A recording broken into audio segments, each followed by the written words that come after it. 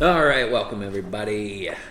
Another Big Brain University focus paper here. We're titling this one Mushrooms and Polygraphs. That's right. Kev here, former NSA biostatistics and algorithms expert, has a little secret that he wants to let you all in on about mushrooms and polygraphs. Take it away. Mushrooms and polygraphs. Well, first of all, I'll put the disclaimer out there, is I do not speak for the Department of Defense, nor do I speak for any government agency. I only speak for myself. Nothing I say on these podcasts, verbal and or written, in these comments. The views, thoughts, and opinions expressed are the speaker's own, do not represent the views, thoughts, and opinions of the government.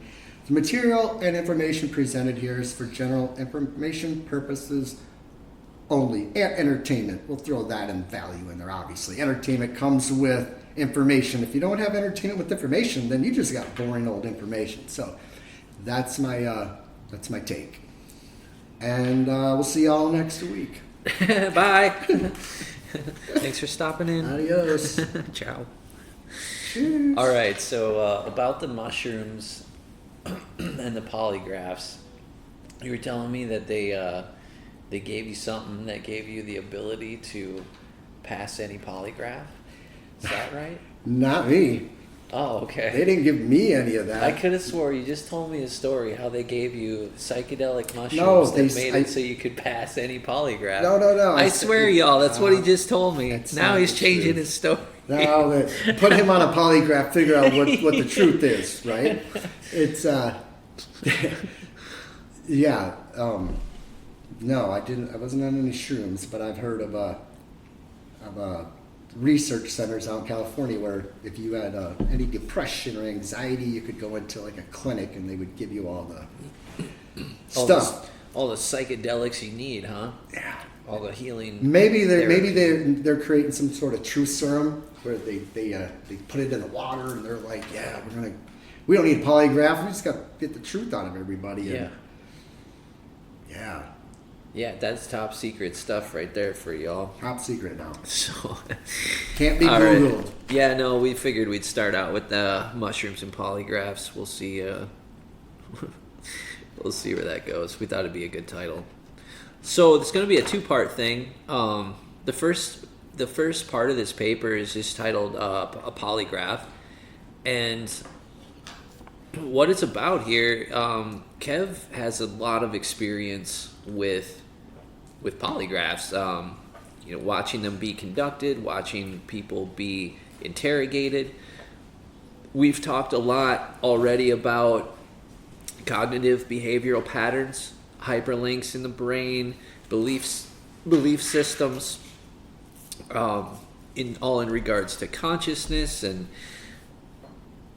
along with that, we thought this would be a really good opportunity to talk about the polygraph, and how it, the autonomous nervous system, that we're going to big brain fashion again, blow it up a little bit, zoom out and see, really what's here.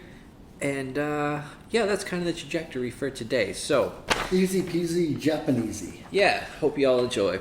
So without further ado, a polygraph is often referred to as a lie detector test. In this procedure, physiological indicators such as blood pressure, pulse, respiration, and skin conductivity are measured and recorded, and a person is asked and answered a series of questions. Polygraphs are employed as an interrogation tool for criminal suspects or candidates for sensitive public or private sector employment in certain countries. Polygraph examinations are employed by the FBI, DEA, CIA, NSA, and numerous police departments throughout the United States to interrogate suspects and screen new employees. End of paragraph 1. Excuse me, everyone. I've never had to take a polygraph, but Kev has here. So I don't really have anything to add to that paragraph because it's describing what it is. Mm-hmm.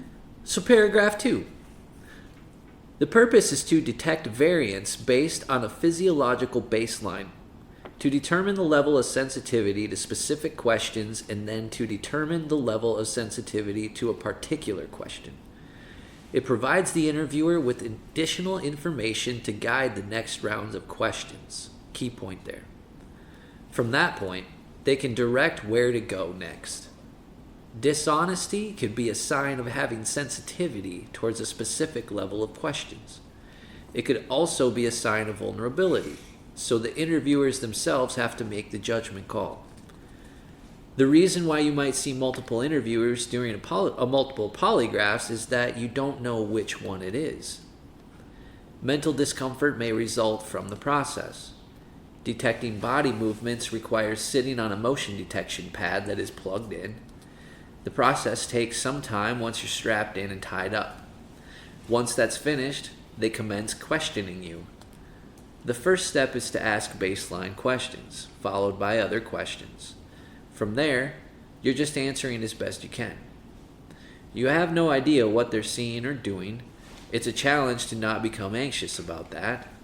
And then they are constantly monitoring the readings. During the interview, the polygrapher is the superior source of information, looking away, sideways, down, then up while making an effort to stay still. Worrying results in your heart racing and your blood pressure increasing. Afraid that the emotion detection sensor you're sitting on will alert you if you move slightly. The visible nervous tics that people exhibit when they are nervous will vary. Certain individuals simply relax throughout the interview process without any anxiety. The prompt establishment of a baseline for each person during a polygraph is the reason for this. Okay, so to extract some on that, I had some notes here and points to make in this paragraph.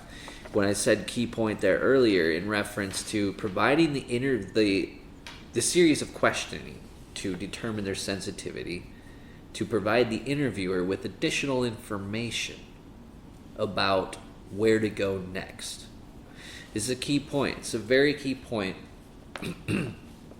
because it's referring to what we were just talking about in the last focus paper and what we've talked about before again about belief systems and cognitive behavioral patterns and how predictive programming works, conditioning a population works in a mass way and an individual way. So really a polygrapher is they're intel gathering, asking basic questions. So if you can relate this to what we were talking about last time with the hyperlinks and how belief systems will create hyperlinks and how anxiety and stress triggers would create these hyperlinks in the brain that then result in a response. So if you can imagine yourselves that you're trying to infiltrate an organization of any sort for any reason, let's say you've just been outcasted from society for whatever reason, and the Catholic Church is the one that you want to get into. Well, what are you going to do? You're going to learn their belief system so you can, whenever you're talking to people, you have an idea of where to go next. And if you don't have an idea of where to go next, you can simply ask questions using the keywords in that belief system.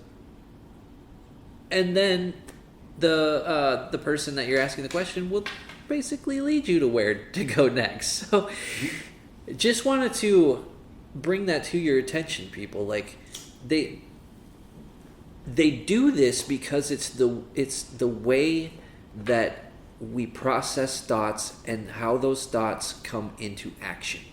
It's always thought before action. It's usually never the other way around. Unless you're acting on total instinct, but then there's still an element of like you do think it before you do it, or you're aware of it while it's happening, and you're like, holy crap, look at me, I'm a badass, I just caught the cup that was falling. I got reflexes like a cat, right? You all have probably had some similar experience to that.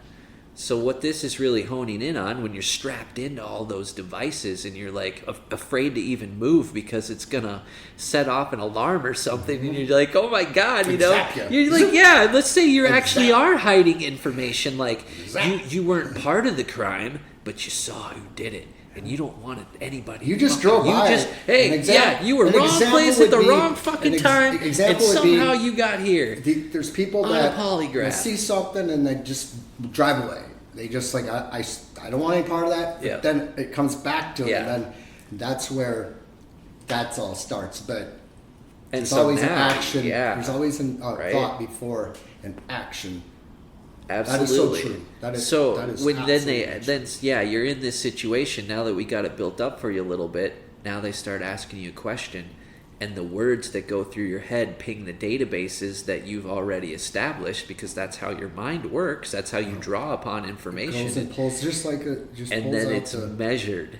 They can measure if you're going to have a deceptive reaction to those hyperlinks being triggered, right?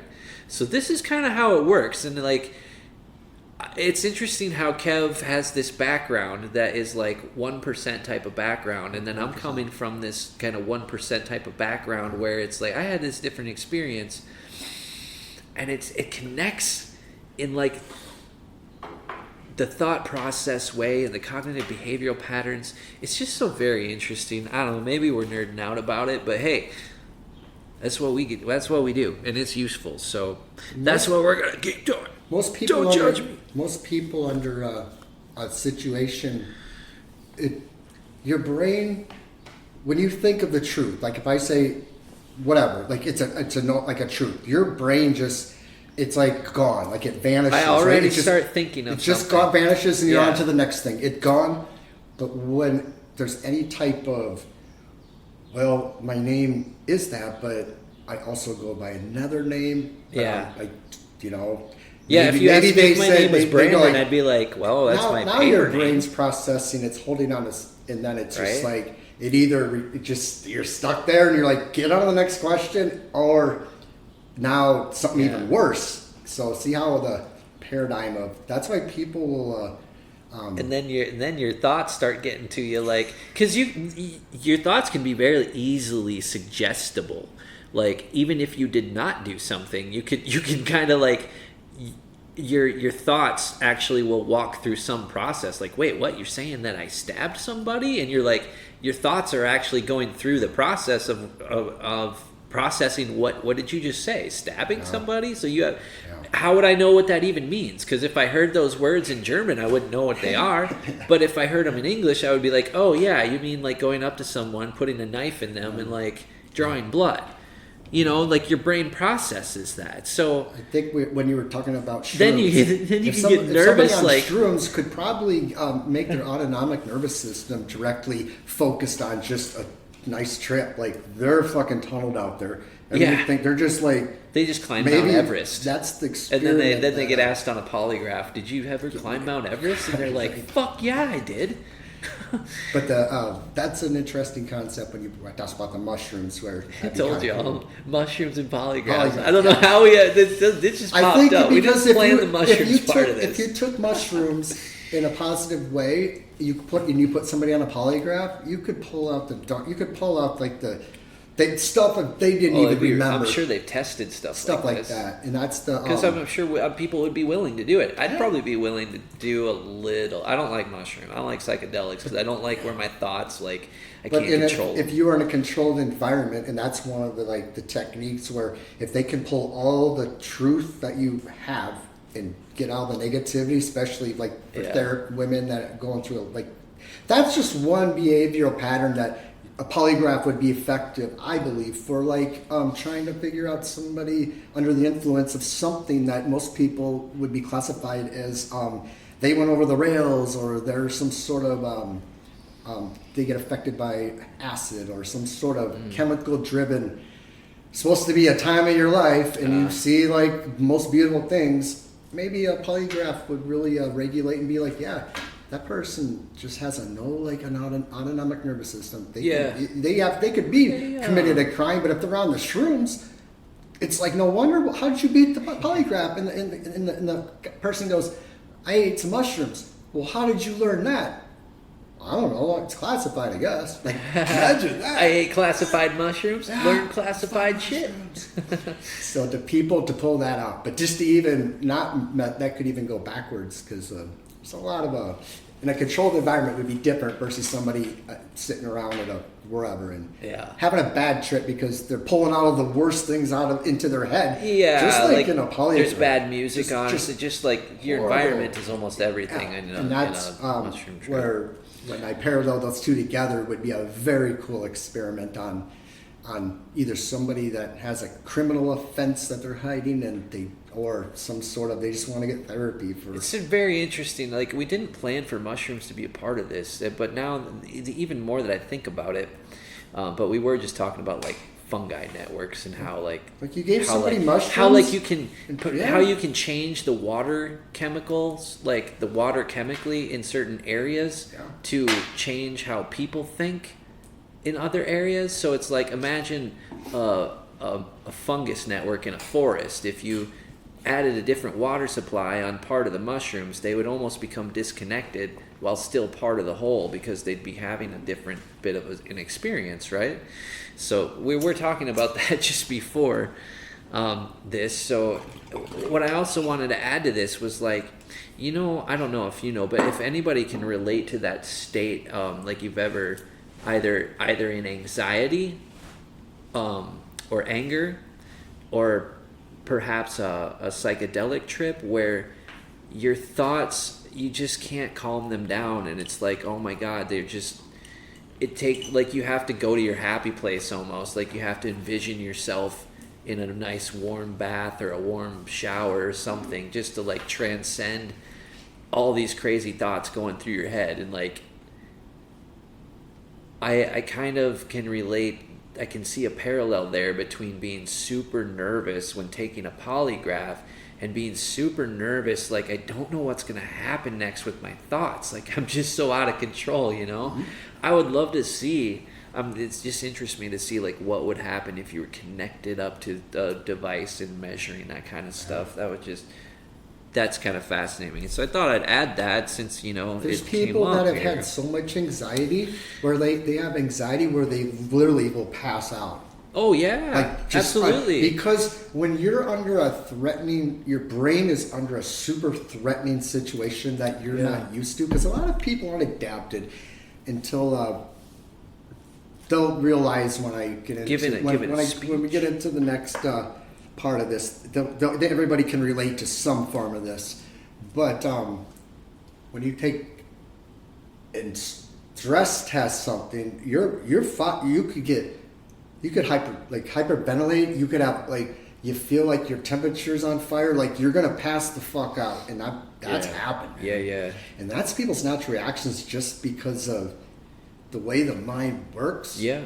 And if you add chemical induced into that, it could set off somebody. Yeah, they went off the rails and they didn't come back for 2 weeks because they ate a handful of shrooms or whatever they did. And they're just they have to process it. But these are people that aren't under that, but they almost appear like, oh my god, they passed out, and then they come revive and they're like, oh gosh, I had a heart attack, or you don't know. Yeah. Because when your standard heartbeat is X amount. And now you pump it to like 170. In a gym, you could do that. If you want to lose whatever weight and you have the ability to run a 5 miles per hour on a treadmill, if you want to burn weight and shock the body, just you put on a heart rate, and then you hit your heart target like 150. You bring it back down to 89. And if you can, maybe your baseline is no different than polygraph, but. Interesting. People that, pass the fuck out. Yeah, they portray that. They portray it in movies a lot. They use that to they get so overwhelmed by the stress of the situation, or oh my god, I just got caught in a lie, and now everybody's exposed to everybody. They just pass out because they get. Yeah, but there's people that are completely full on, even before a piece of equipment gets attached to the body. So they're already their heart rate's already at 165. And they're you get to 210, you're having a heart attack. That's your natural body. And then all of a sudden that you put on one little piece and click, then they're like, oh shit, just got real. I'm not getting the fuck out of this. So that's where It's dude, and it takes people. Then they try to start to calm down a little bit because they're like, well, I mean, that's not so bad. Yeah, and then it's finally like, okay, I'm safe. But when your brain, and that's where you don't know what to expect. That's why people commit certain crimes that they were like, well, they just fear and anxiety is a very especially if you're tool. under super. Especially when we're talking about behavioral, absolutely.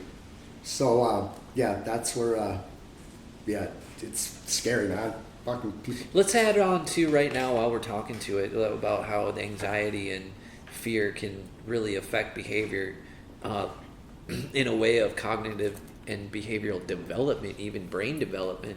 Think about how all the kids they're put in the one classroom or whatever it is in school or different, they're put in with a bunch of different kids, and the learning experience there is like a lot of kids are just afraid to speak in front of everybody because they'll get made fun of. It's like not everybody even knows each other, so it's like you answering a question to the teacher about like the book lesson or like whether you understand something. It's like your mind gets invaded by so many other thoughts, like just basic fear of even speaking in front of these people and them judging you because you got one shot in the lose it in moment, you think and blah, blah, blah. That causes anxiety. So then it causes these kids to not really want to speak up. And when you don't want to speak up, it means that you're also in your thoughts, you're going to be less likely to be critical in your thinking, to go outside of the normal avenue that they're saying this is your approved way of thinking type of thing, because you don't want to be ostracized. You don't want to be judged. You're anxious. You're fearful. Just to show one example there of like how that one thing of fear, like why can't they just be, if they were in a one-on-one learning situation, they wouldn't have that same fear, and then they could actually engage and learn, right? They could turn their learning brain on. But it never gets turned on because they're so afraid to actually engage in the moment. Public speaking is the biggest one that people would rather die. It affects the rest of their life, too. Right. And that goes back to the perception versus perspective. This person's really educated. They're super, like they got 10 degrees. They have information superiority. They got all the information superiority around. But they can't stand up in front of 10 people in public speak because they're just like us. There's something that they just like. Yeah. But maybe they get over the barrier. Maybe that's their like they got to public speak once every 4 years at like a graduate, and they're just like terrified. Maybe they're computer programmer. They're just terrified. They don't speak English, but they can like. And they're the worst public speaker. They don't know how to underdress. They don't know how to they go puke. off of They throw up. Even when they're on that's camera, the same. They hyperventilate. Right? They pass out. They get all sweaty and they're, palms are sweaty. Yeah. Mom spaghetti and all that. But then you take it people that are really good at public speaking, especially comedians and those type of environments, but just public speaking in general, they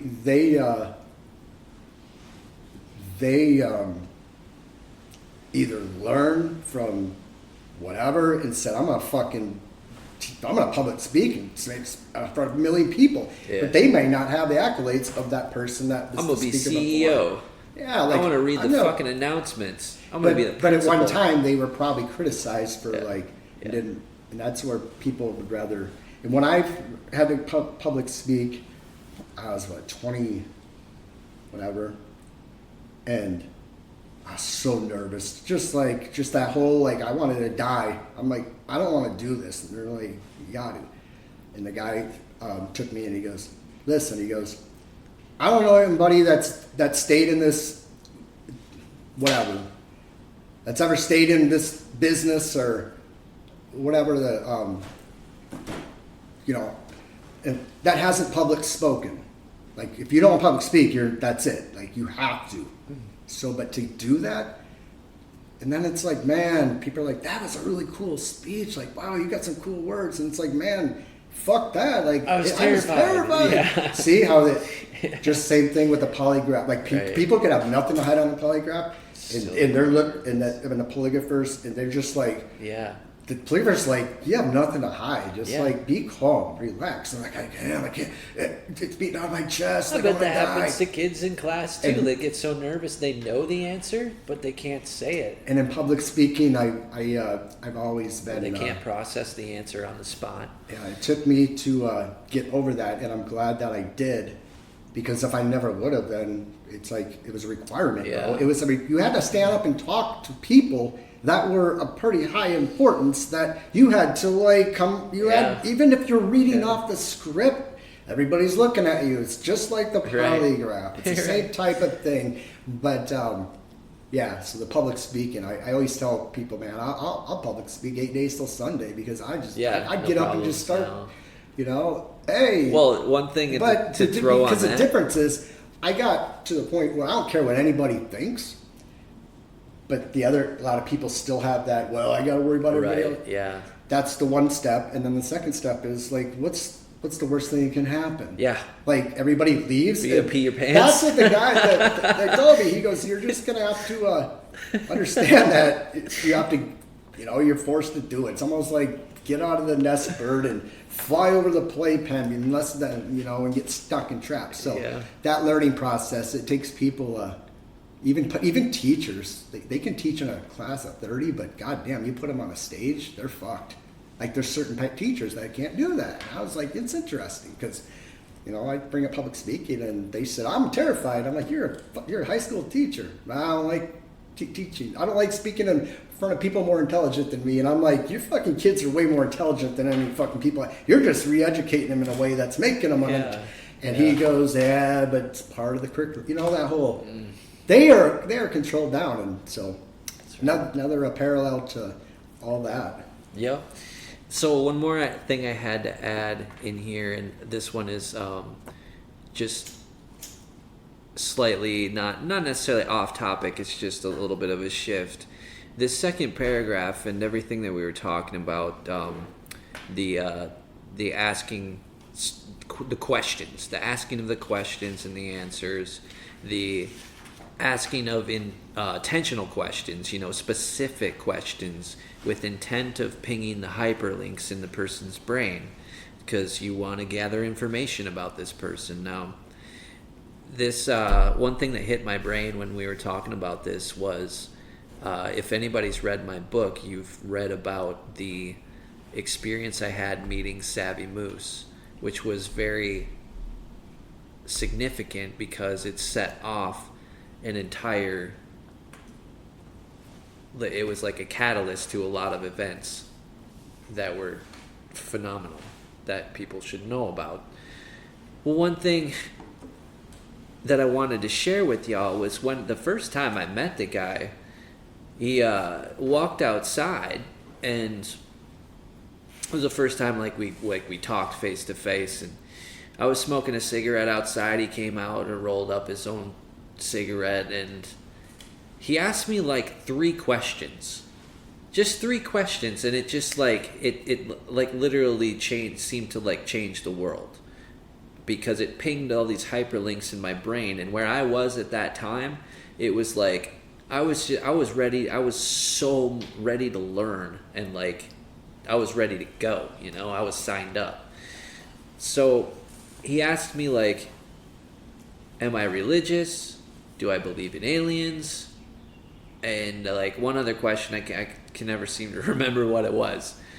But when I gave him my answers, it was just everything kind of unfolded from there. It gave him a map of where to go next. And since I was a seeker, a really hard seeker of truth, he was a guy that had a wealth of information for me. So that spurred off a whole line of stuff, and it was just something as simple as a guy asking a few questions, So just wanted to add that to this because it was a nice parallel.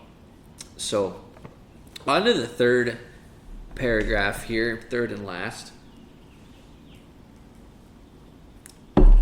When people talk about beating a lie detector, it's not necessarily because they're telling an effective lie.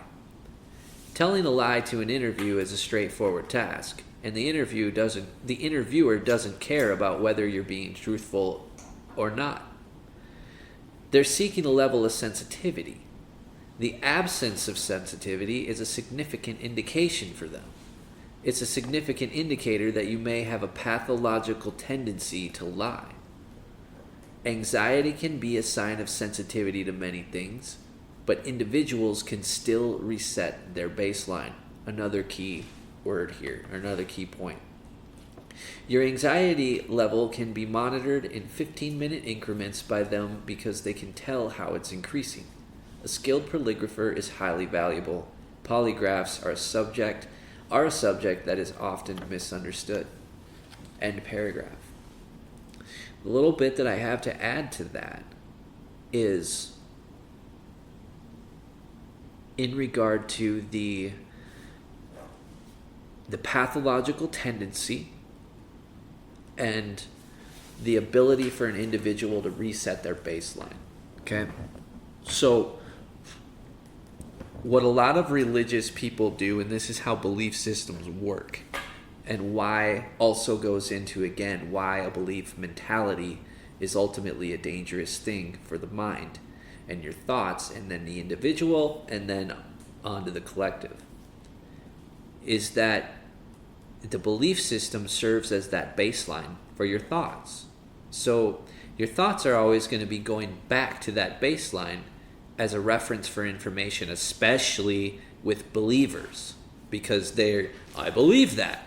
It's just, I believe that. There's no questioning it, right? I believe it. I got this faith, baby. It's just this. So what that is their baseline.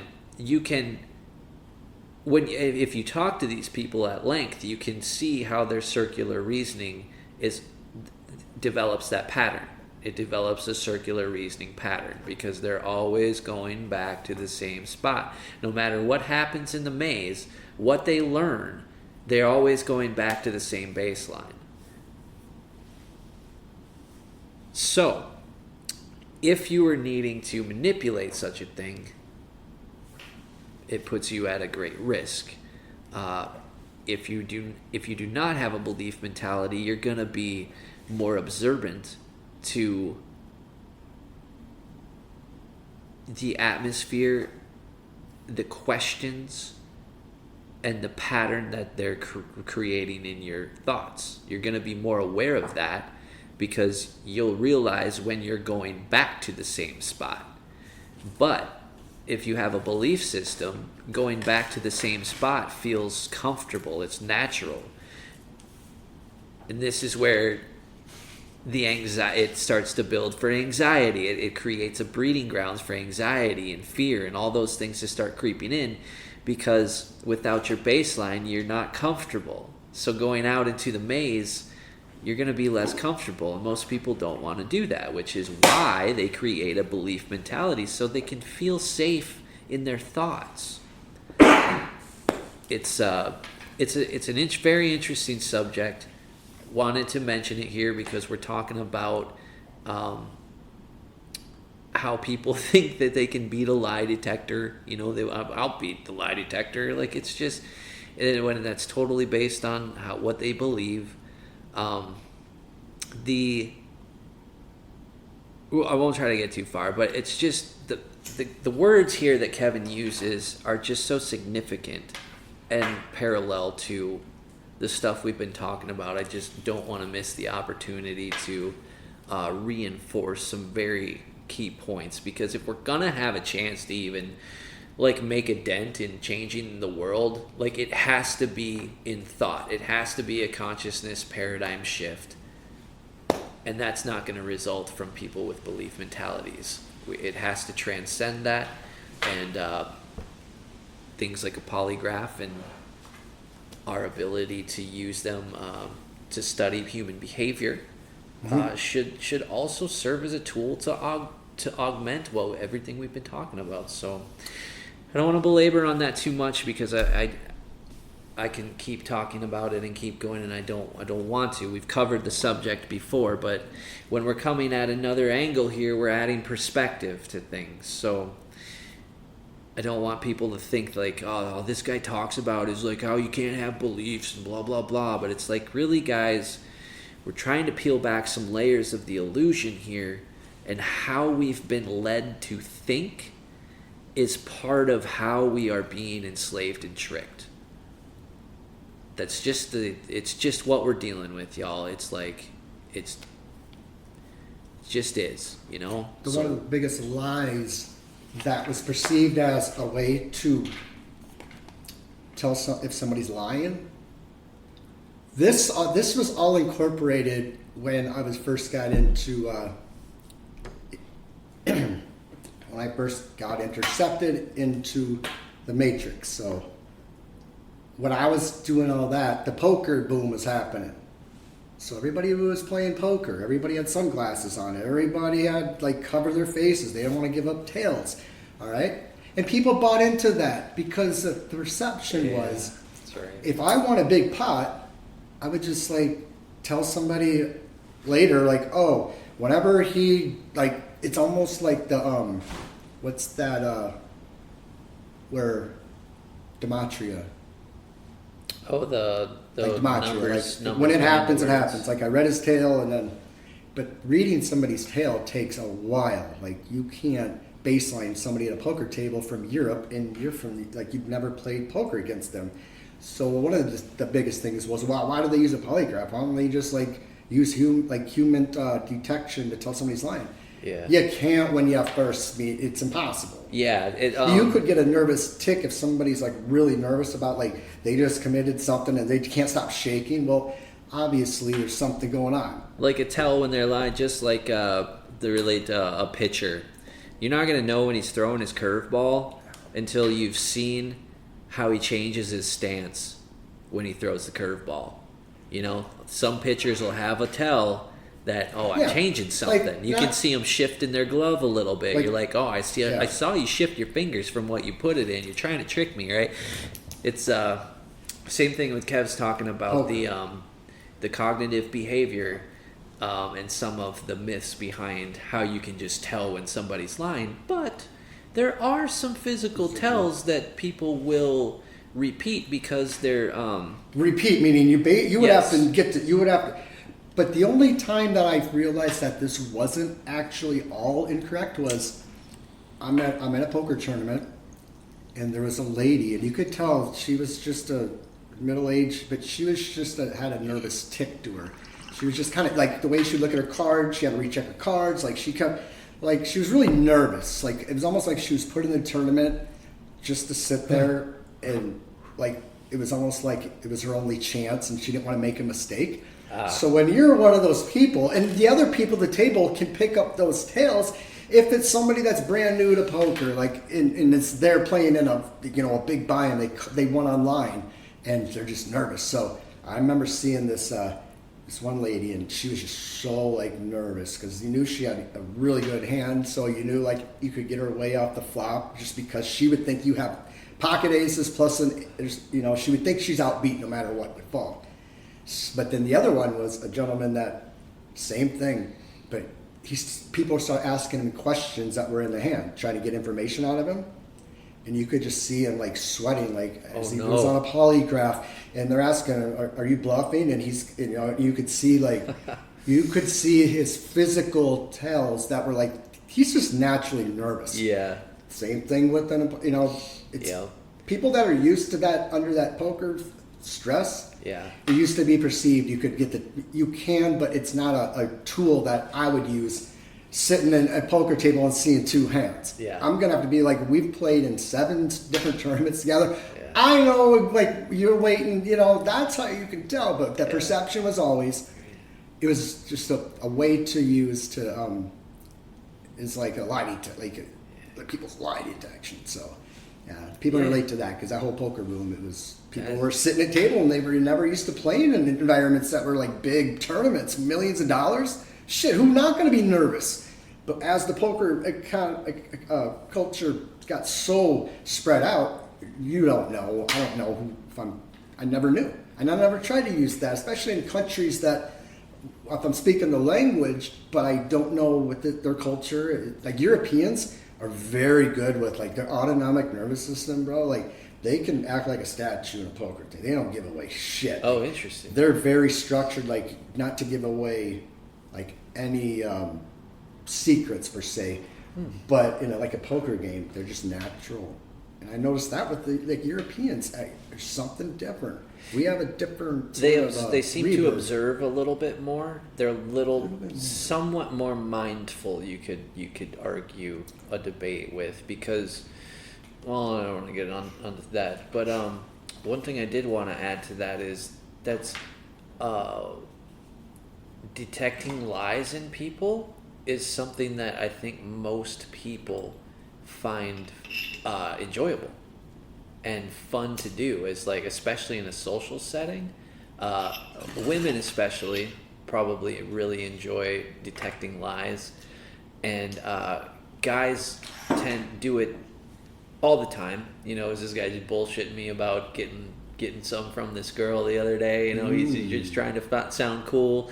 So then poker is something that is naturally draws in people to play it because it is that like, okay, it gives me a chance to like see how you might do under pressure. Like they go play a golf round for some corporate meeting. You know, they just want to see how the guy does when he can't golf. Like, does he start swearing and shit, or is he still fun to be around? Because they want to do business with somebody who they can trust and they're likable. That's that's the He's world a good around fella. us right now. Let's let him He's into a good the fella. let him into the. He can fucking learn type of yeah. He ain't gonna falter on a polygraph because the guy's smart. He'll ask for a lawyer before a polygraph. That's right. You know, that's right. There. The narcissist, on the other hand, would be like, "I am the lawyer. The first one. I am the lawyer taking my polygraph." The first. It's like, damn, this fucking kookhead. He think he's just gonna be his own defense attorney on the polygraph? Like, it's a yes or no fucking question, dickhead, and it's like, answer the questions, yes or no. And then when he asks, well, like, I want to call the jury up for select, and I'm like, man, this fucking character, like that type of shit, like who just anyway, and the yeah. Well, what was it in Goodfellas? There are two rules to life. Everybody gets pinched. Well, keep your never mouth rat on your friends. No, keep your mouth shut and never rat on your friends. That's the only two. Keep your mouth Yep. shut and never rat on your friends. Yeah, there you go. That's the difference between that's the old school kind of like I don't know. It's like that. Yeah. There's still a ton of that in society. Just keep your mouth shut. Yeah, and don't say anything. Don't rat on your friends. Don't rat on your friends. Now it's stuff to rat on your when there's evidence out there that you were fucking in the car. Y'all with that text each person. other their secrets all the fucking time. By the way, you're like, we know all about your we know all about your affair. We know all about all this just because it's like your phone's fucking listening to you. It's like we've been down that one 2 episodes ago. Good God, guys. Should we be concerned if the old the 3-letter alphabet is out there listening to your affairs, spying on your iPads? Oh my gosh! That's right. It knows. Don't be taking any nudes. Nope. That's what I'm talking about. Sextortion, y'all. All right, that's the end of part 1. We'll see you in the next one.